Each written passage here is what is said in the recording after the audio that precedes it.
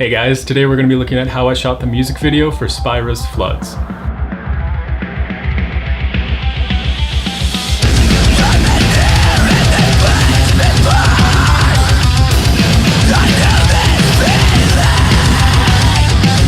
So I'm going to be mentioning a lot of gear in this video, but if you want to buy any of that gear for your own music video shoots, I'm going to be leaving links below to where you can buy all of that gear in the video description. So they already had a location picked out for this music video shoot. It's a tattoo shop in downtown Vancouver. It's got nice brick walls and hardwood floors, and they thought it would be a perfect backdrop. So the biggest factor in the look of this music video by far was nailing the lighting setup. It was actually a really simple setup, but we had to play around with the angles and the intensities of the lights just to make sure everything was as perfect as it could be. I wanted the color palette to be really warm. I wanted it to bring out the brick and the hardwood floors that were so unique about this location, but I also didn't want it to mess with their skin tones too much. I didn't want them to come out yellow or orange or red. So the main key light I used is actually daylight balance. It's an Aperture Lightstorm LED panel, and it's got tons of output. So that was perfect for our key light to make sure the skin tone stayed natural. The other light we used for this music video shoot is the complete opposite end of the spectrum. It's actually just a $15 IKEA light, and it's not daylight balance, it's actually much warmer, and I actually used that behind them to give some depth, and it also added some lens flares, which I thought was really cinematic looking. So our LED panel is actually off to one side, shooting kind of diagonal at them. So we've got one side really nice and bright, but it's also casting a lot of nice shadows on the other side. So again, we're creating contrast and depth by doing that. So the way I got those really cool lens flares was actually by pointing that IKEA light directly at the camera, so that when the subject is between the camera and the light, you get the nice ring light, the nice hair light that we're talking about that creates depth. But when they move out of the way a little bit, it shoots right into the lens, right into the sensor, and you get these gorgeous flares that are really nice and warm and full of color. And I just thought that added a cool cinematic effect. And I know I'm going to say cinematic a lot, but that's kind of the look that I try and go for, whatever that means. So we used two different lenses on this video shoot. The first one is for all the close-up work, which was a Contact Zeiss 50mm 1.4. I love that lens, and I ended up buying like 3 more Contact Zeiss lenses since then because I love them. I'm sure I'm going to do a video later on why I use Contact Zeiss and vintage lenses in general for most of my video shoots, but for this one what I really liked is A, the flares, B, they're really sharp, and I love the color representation that they have. So that lens was used for all the close-up work, which is actually done on a shoulder rig.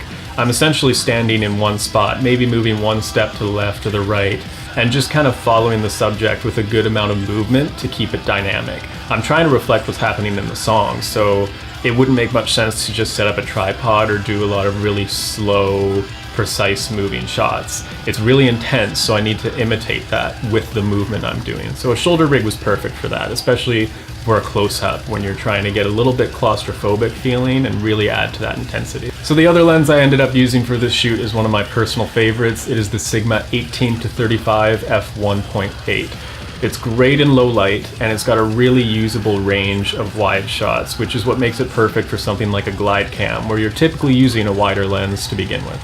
So the Contact Zeiss 50mm was used in all the close-up stuff with the shoulder rig, and the Sigma was used on all the glide cam shots, which you can mostly see in the chorus with all the smooth panning motion. So in order to create contrast and dynamics in the video, I kept all of those smooth glide cam shots to the chorus as much as I could. There's a few here and there, but they're primarily used in the chorus. And that's so that I'm creating more dynamics that follow the music. I'm not just repeating the same stuff over and over and over. The music changes, so I should also be changing the way I'm shooting, and that's what I did. So partway through the video, we actually do some slow motion stuff with the vocalist, and that's actually by playing the song at twice the speed, shooting it at a higher frame rate, and then I'm slowing it down later so that it looks like he's moving in slow motion, but it's still synced up to the song at the right speed. So this whole music video was shot on a Sony a6500, and I'm actually shooting an S-Log2, which is a flat profile, which looks pretty gross out of camera, but once you grade it, you have a lot more flexibility and a lot more dynamic range. So you can see more detail in your blacks, and you can see more detail in your highlights. There's two sort of specialized shots in this video that I think are worth explaining. The first is in the intro, where it fades from black into a shot of the vocalist's feet as he approaches, grabs the microphone, and then jumps into the song. That was all just done on a glide cam. I faced it straight down and then followed the vocalist and slowly panned up.